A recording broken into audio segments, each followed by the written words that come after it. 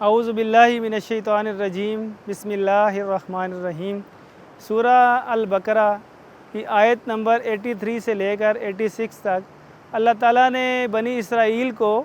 وہ وعدے یاد کرائے کہ جو تم نے پختہ عہد اللہ سے کیا اور پھر اس سے انکار کیا اور اس کی خلاف ورزی کرتے ہوئے اس کی حکم عدولی کی، تو اللہ تعالیٰ نے تمہیں دنیا کے اندر ذلیل و خوار کر دیا۔ اور انہی آیات کے اندر اہل ایمان کے لیے بھی یہ رہنمائی موجود ہے کہ یہ وعدے صرف بنی اسرائیل سے نہ تھے، بلکہ یہ قرآن تو رہتی دنیا تک کے انسانوں کی رہنمائی کے لیے اللہ تعالیٰ نے اس کو نازل کیا ہے۔ تو ہمیں بھی دیکھنا ہے کہ اہل ایمان کو بھی یہ عادات اور یہ وعدے یاد رکھنے ہیں کہ انہیں بھی اپنی زندگی میں ان کو لانا ہے۔ تو اللہ تعالیٰ نے یہ ارشاد فرمایا کہ اے بنی اسرائیل،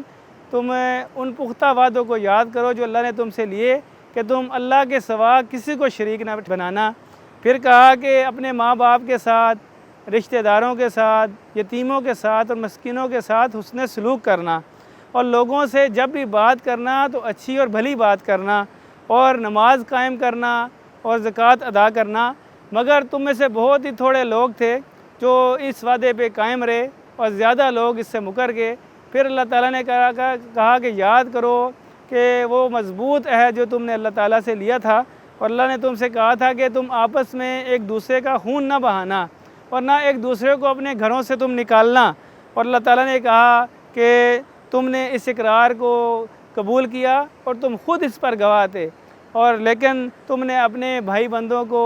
اپنے رشتہ داروں کو قتل کیا اور ان کو ان کے گھروں سے نکال دیا۔ اور اللہ تعالیٰ نے یہ کہا کہ یہ تم نے ظلم و زیادتی کا کام کیا تھا اور ان کے خلاف تم نے جتھے بندی کر لی تھی، لیکن جب وہ لڑائی کے نتیجے میں تمہارے پاس جب وہ غلام بنا کے آتے تھے تو تم ان سے فدیہ لیتے تھے۔ تو اللہ نے کہا کہ سب سے پہلی بات تو یہ ہے کہ ان کو گھروں سے نکالنا ہی تم پہ حرام کر دیا گیا تھا، جبکہ تم تو ان سے فدیہ لینے کے اوپر لگے ہوئے ہو۔ تو اللہ تعالیٰ نے کہا، کیا خوبصورت تبصرہ کیا کہ تم کتاب کے ایک حصے کو تو مانتے ہو لیکن دوسرے حصے کا تم انکار کرتے ہو، کہ جو باتیں تمہیں بہت اچھی لگتی ہیں، تمہارے من کو باتیں ان کو تم مان لیتے ہو، لیکن جن آیات کے اوپر، جن احکامات کے اوپر تمہارے نفس کے اوپر اور تمہاری جو ہے نا دل پسند چیزوں کے اوپر ضرب لگتی ہے تو تم ان سے بھاگ جاتے ہو۔ تو اللہ تعالیٰ نے کہا کہ ان کا نتیجہ یہ ہوگا کہ اللہ تعالیٰ ان کو دنیا میں ذلیل و خوار کرے گا اور قیامت کے دن بھی ان کو شدید ترین عذاب دے گا۔ تو اللہ تعالیٰ نے کہا کہ یہ جو حرکتیں کرتے ہیں، اللہ تعالیٰ ان کی ساری حرکتوں کو دیکھنے والا بھی اور سننے والا بھی ہے۔ اور اللہ تعالیٰ نے کہا کہ یہ وہ لوگ ہیں جنہوں نے